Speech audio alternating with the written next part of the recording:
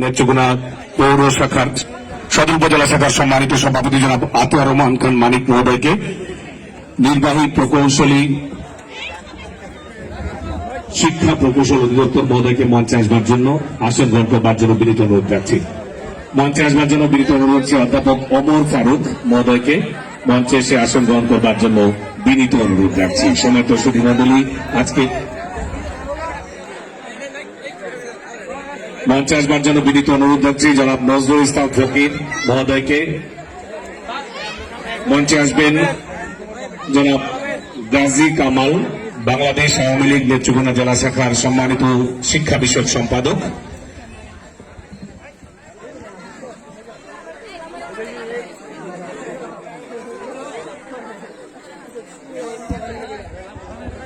মঞ্চে আসবার জন্য আহ্বান জানাচ্ছি বাংলাদেশ ছাত্রলীগ নেত্রকোনা জেলা শাখার বিপ্লবী সভাপতি জনাব রবিউল আউল শাওনকে মঞ্চে আসবার জন্য বিনীত অনুরোধ রাখছি বাংলাদেশ ছাত্রলীগ নেত্রকোনা জেলা শাখার সাবেক সাধারণ সম্পাদক জনাব খুরশেদ আলমকে।